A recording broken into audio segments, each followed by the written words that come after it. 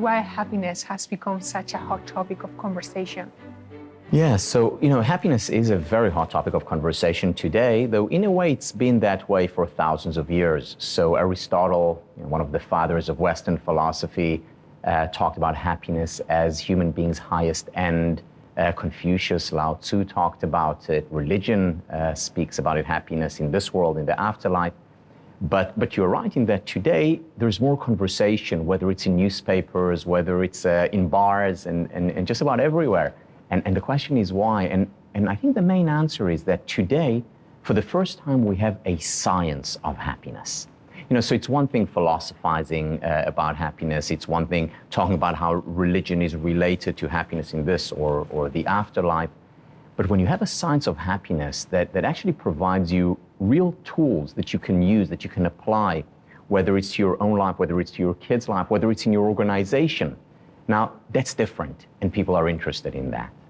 So there is one thing, and I'm happy that you introduced the concept and the idea of the science of happiness. When we think about happiness, when people think about happiness, they usually equate that state to achieving a goal or to experiencing pleasure now at the present. But is this the correct definition for happiness, or we should frame it in a different way? Yeah, no, I think most people have a misunderstanding of what leads to happiness. So most people will tell you, yes, if I'm successful, I'll be happy, whether it's rich, whether it's famous, whether I achieve a certain goal at work, at home, if this woman or man says yes to me, if my objectives are fulfilled. Unfortunately, that's not the case, which is why you very often see very successful, very wealthy, very accomplished individuals who are very unhappy. Because everyone has told them, and they believe, that if you achieve a certain goal, if you get to this milestone, then you'll be happy. They get to that milestone, they achieve that goal, they make that amount of money, and they're still not happy. And now, not only are they not happy, they're also lost because they're disillusioned. Until now, at least, they had the illusion that when they get to a particular point, they'll be happy.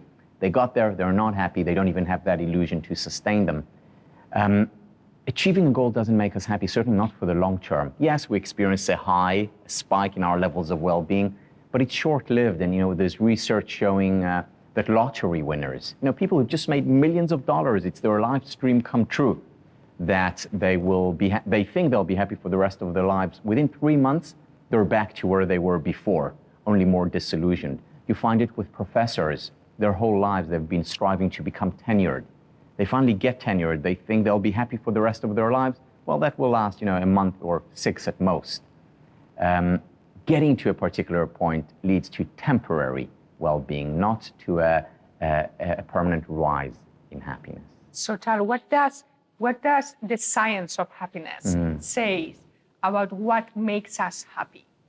Yeah, so, the science of happiness tells us a lot of common sense things. Things that many of them my grandmother told me.